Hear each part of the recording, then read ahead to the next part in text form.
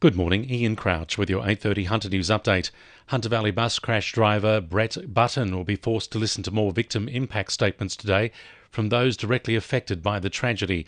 The 59-year-old will sit through the second day of sentencing submissions after pleading guilty to dangerous driving causing the death of 10 people and injuring 25 others. Families of crash victims Zach Bray, Kane Simmons and Tori Calburn are due to speak today. Thousands of nurses across the state, including the Hunter, have joined planned strike action today, defying an Industrial Relations Commission order which declared the action illegal. The 12-hour strike is expected to cause disruptions, with Hunter New England Health advising patients of postponed surgeries, although the Nurses and Midwives Association says minimal staff will be on hand to deal with life-threatening situations. The union wants a 15% pay rise this year. However, the government says the state simply can't afford it. The Education Department says it continues to provide shoulder-to-shoulder support for teachers, schools and students following the release of new data on school suspensions in the Hunter and Central Coast. It shows more than 2,000 students were sent home for actual harm last year, while 5,000 were suspended for causing an unacceptable risk to the health and safety of teachers and classmates. The Teachers Federation says the profession expects a high standard of behaviour from every student, and the Education Department has a responsibility to ensure our schools are safe. To mark World Suicide Prevention Day, a walk has taken place in Newcastle this morning. Participants have walked from Dixon Park Surf Life Saving Club to Merriweather Baths and back to raise funds for Lifeline. Lifeline Hunters Patrick Calabria says these funds will be put towards improving suicide prevention services. The money that we raise funds our local crisis services in the region, which includes obviously our 131114 crisis number. We also have a text service. It also funds our face-to-face and video counselling services, which are available to people at no charge with no GP referral. And a reminder, if you or someone you know needs to talk to someone, call Lifeline on 131114.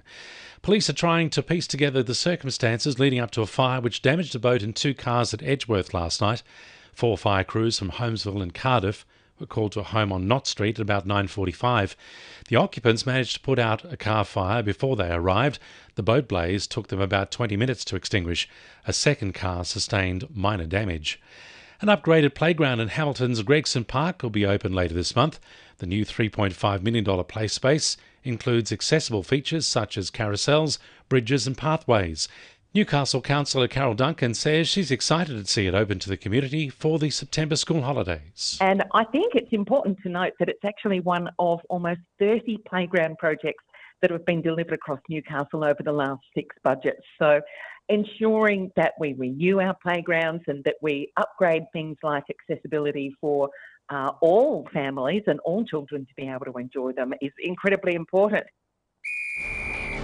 2NURFM Sport. The Knights will be looking to take the role of giant killers when they face the Cowboys in Week 1 of the NRL Finals. The odds are stacked against the club as Newcastle has not beaten North Queensland since 2021 and haven't won away to their elimination final opponents in almost 10 years. Meanwhile, Knights forward Daniel Saifiti has ordered his manager to hold off on contract talks until after the season is finished.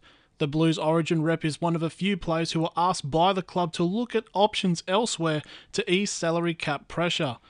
The Jets will get to see new recruit Ben Gibson in action tomorrow when the club faces Sydney FC in a pre-season clash. The striker from RPL Leichhardt finished 3rd in this season's New South Wales NPL Golden Boot race, scoring 19 goals. And Newcastle golfer Ellis Gaysbrook is in Melbourne this week at a Golf Australia high-performance camp among the best young amateurs in the country. That's sport. I'm Jessie Dennett. And the winning numbers in Monday Lotto are 4, 8, 12, 16, 27 and 43, and the supplementaries are 9 and 38. And now you're up to date with the latest 2NURFM Hunter News.